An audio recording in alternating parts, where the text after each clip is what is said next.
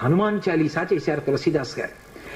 కళ్ళు మూసుకుని హనుమని తెలుసుకుని హనుమాన్ చాలీసా చేస్తుంటే భటులు వచ్చి కొరడాలు పట్టుకుని కొట్టడానికి పైకెత్తుతున్నారు. ఆశ్చర్యం ఏమిటంటే ఆ రోజున పాదుషా కోట అంతఃపురం అంతటా పెద్ద పెద్ద కోతులు వచ్చి ప్రతి సైనికుడి చెయ్యి పట్టుకున్నాయి కదలకుండా. పాదుషా భయపడిపోయి సింహాసనం దిగి కిందకొచ్చి తులసీదాస్ గారి కాళ్ళ మీద పడ్డాడు.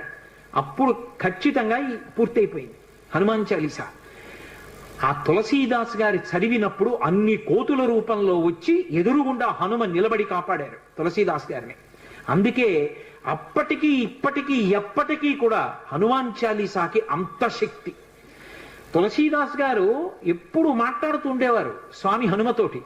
రామాయణ రచన చేసేటప్పుడు రామచరితమానస్ రాసేటప్పుడు ఏ ఏ ఘట్టం దగ్గరికి వచ్చేటప్పుడు ఆయా ఘట్టం దగ్గర మళ్ళీ హనుమకి చదివి వినిపిస్తూ ఉండేవారు.